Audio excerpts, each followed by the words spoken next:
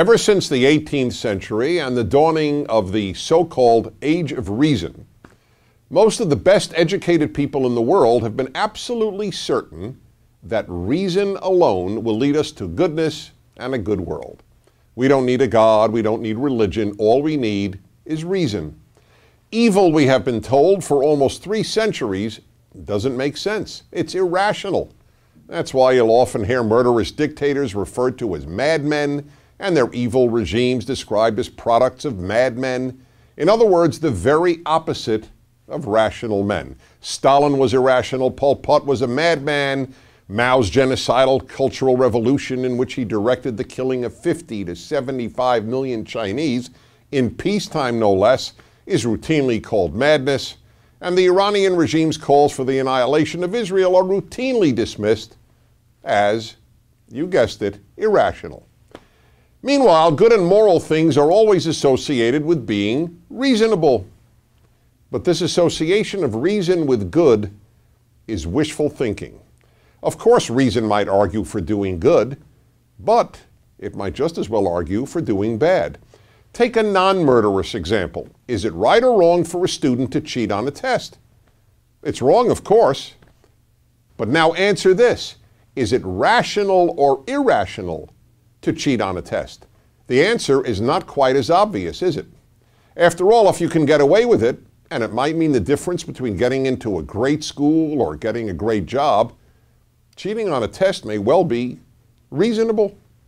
The same logic applies to participating in a shady but lucrative business deal or engaging in a marital infidelity. If you know you can get away with it, or simply judge that the benefits of doing something illegal or immoral outweigh the risk of being caught, why not do it? Or answer this: was it rational or irrational for a non-Jew in Nazi-occupied Europe during World War II to risk his or her life to hide a Jew? We all know that this was moral greatness of the highest order. But was it rational? Not really.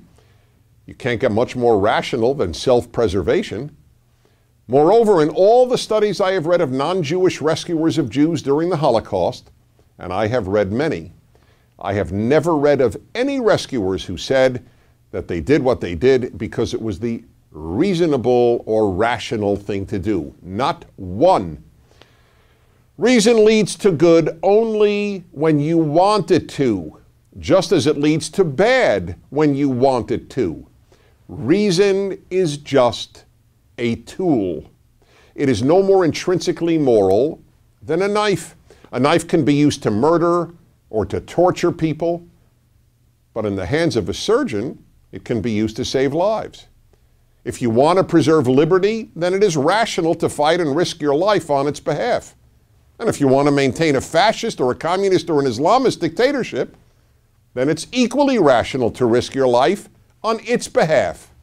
And talking about liberty, it isn't reason that makes people value liberty. Many rational people value security, or order, or territory, or theocracy, or many other things much more than they value liberty.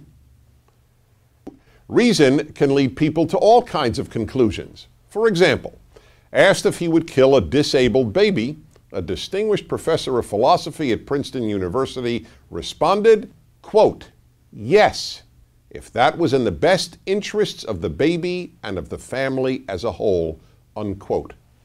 Can you offer a purely rational reason why the professor is wrong? The only reason I can offer is a belief that all human beings are created in God's image and are therefore infinitely precious. But the preciousness of all human life is a belief, not an assertion of reason.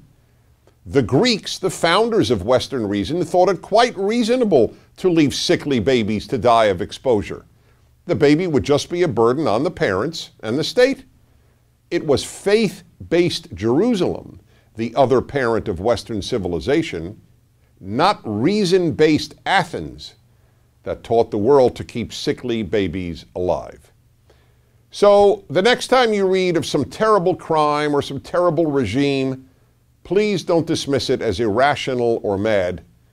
Call it for what it is: evil. I'm Dennis Prager. Would you like to see more courses like this one?